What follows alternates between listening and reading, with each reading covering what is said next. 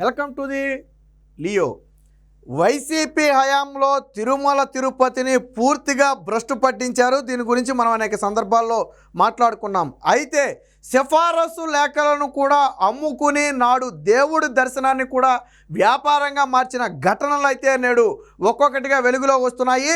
అప్పుడు వైసీపీ నేతలతో ఎవరైతే దళారులు ఒప్పందాలు కుదుర్చుకుని సిఫారసు లేఖలన్నీ కూడా కొనేసి లక్షలకు లక్షలు వైసీపీ నేతలకు ముట్ట చెప్పారు, అదే పందాను ఇప్పుడు కూటమి నేతల నుంచి కూడా కొనసాగించేందుకు మంతనాలు జరపడం అనేది తీవ్ర చర్చనీయాంశంగా మారింది. ఇది ముఖ్యమంత్రి చంద్రబాబు గారి దృష్టికి ఒక సమావేశంలో వచ్చిన సమయంలో ఆయన ఒక రకంగా తీవ్ర ఆశ్చర్యాన్ని వ్యక్తం చేశారు. ఏంటి, సిఫారసు లేఖలను ఈ రకంగా అమ్ముకుంటున్నారా?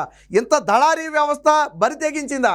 స్వయంగా ఒక మినిస్టర్ని వచ్చి మీ లేఖలు మాకు ఇవ్వండి, మీకు నెలకు 15 నుంచి 20 లక్షల రూపాయలు డబ్బులు ఇస్తాం, మీకు ఎప్పుడైనా దర్శనం అవసరమైతే చెప్పండి, ముందుగానే మేమే ఏర్పాటు చేస్తామని చెప్పి దళారులు ఒక మహిళా మంత్రితో బేరసారాలకు దిగితే ఆవిడ దాన్ని తీవ్రంగా ఖండించి మరొకసారి ఇటువైపు కనపడొద్దని హెచ్చరించి పంపేసింది.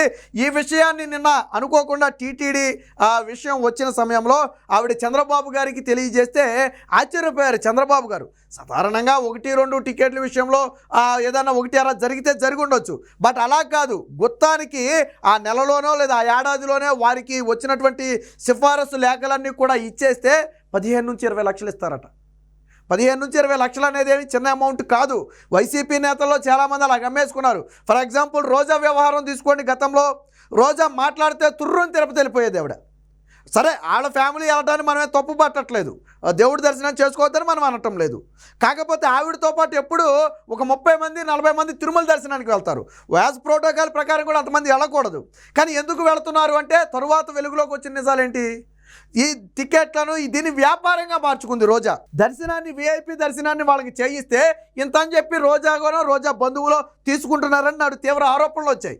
అందులో నిజమేంతో అబద్ధమేంతో దేవుడికే తెలియాల. సో ఆరోపణలు అయితే వచ్చాయి కదా.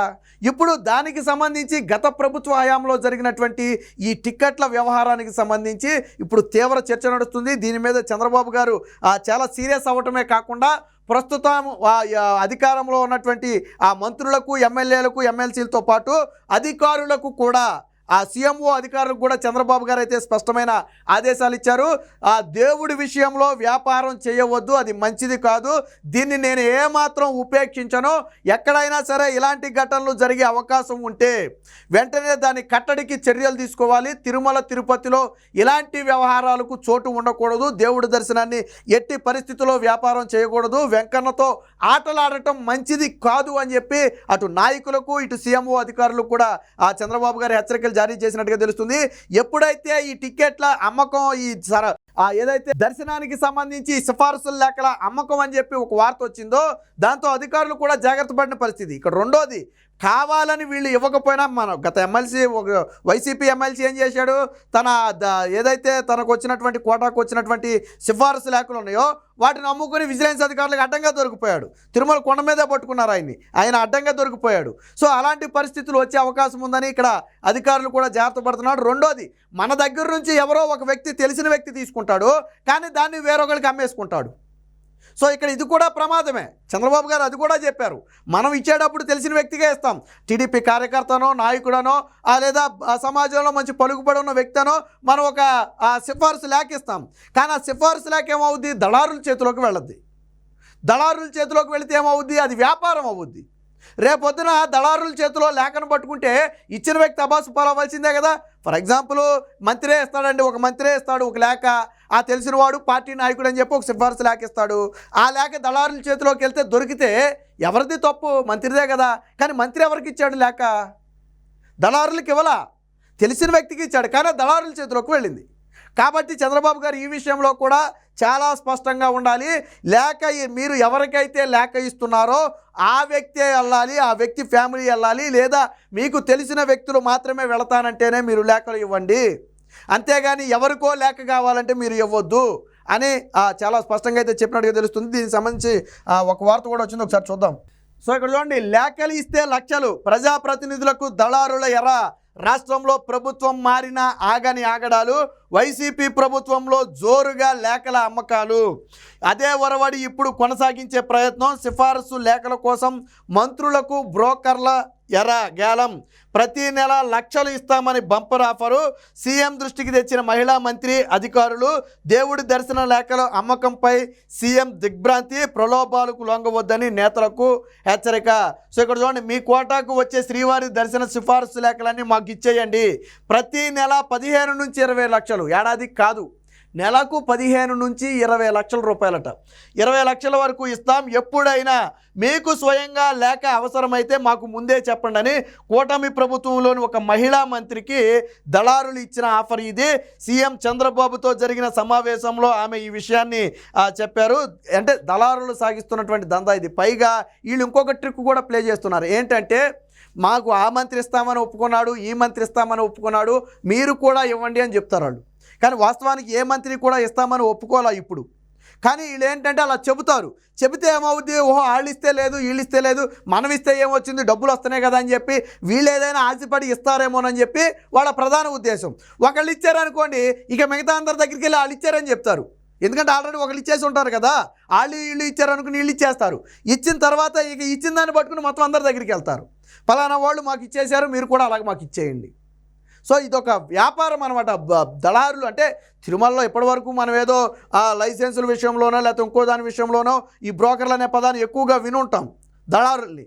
కానీ ఇప్పుడు ఏకంగా టీటీడీ దర్శన టికెట్ల విషయంలో కూడా, ఏదైతే సిఫారసు లేఖల విషయంలో కూడా దీంతో బ్రోకర్లు ఈ రకంగా స్వయంగా ఒక మంత్రిని అడిగే ధైర్యం అంటే ఎంత ధైర్యం ఉండాలండి. ఇప్పుడు సాధారణంగా ఒక ఎమ్మెల్యేనో లేదా ఒక ఎంపీనో పరిచయం ఉన్న వ్యక్తిని అడిగితే సరే అదే వేరే విషయం.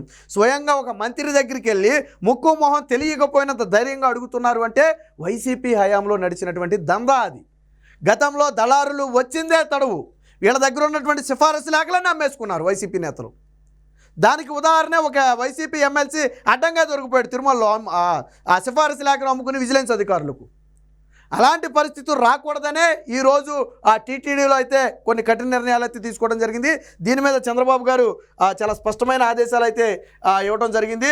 సో ఇక్కడ చూడండి, ఇది దర్శనమా వ్యాపారమా? టీటీడీ పాలక మండలి నియామకం కోసం అధికారులు మంత్రులతో కలిసి సీఎం ఇటీవల కసరత్తు చేశారు. ఈ సందర్భంగా సిఫారసు లేఖల అంశం తెర మీదకు వచ్చింది.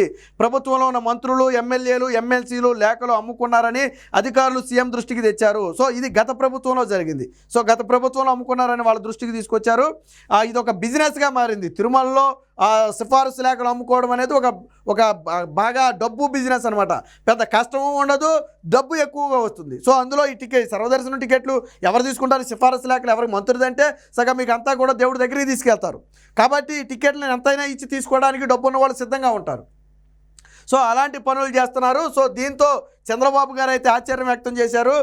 తిరుపతి నుంచి కొంతమంది దళారులు వచ్చి 15 నుంచి 20 లక్షలు నెలకిస్తామని చెప్పి మాకు సిఫారసు లేఖలు ఇవ్వాలని ఒక బ్రోకర్ వచ్చి స్వయంగా నన్ను అడిగాడని చెప్పి ఒక మహిళా మంత్రి చెప్పగానే చంద్రబాబు గారు ఆశ్చర్యపోయారు. సో ఇలాంటి వారి విషయంలో కట్టడి చేయాలని చెప్పి ఆదేశం అయితే ఇవ్వడం జరిగింది. సో ఈ సిఫారసు లేఖల విషయంలో దగ్గరుండి మరి ప్రోటోకాల్ నిర్వహించడం కానివ్వండి, గతంలో దొరికిన ఎమ్మెల్సీ విషయం కానివ్వండి, ఇవన్నీ కూడా చర్చకైతే వచ్చాయి. అయితే ఎప్పుడైతే చంద్రబాబు గారి దగ్గర ఈ అంశం చర్చకు వచ్చిందో దాంతో నేతలందరూ కూడా కొంత జాగ్రత్త అయితే పడ్డారు.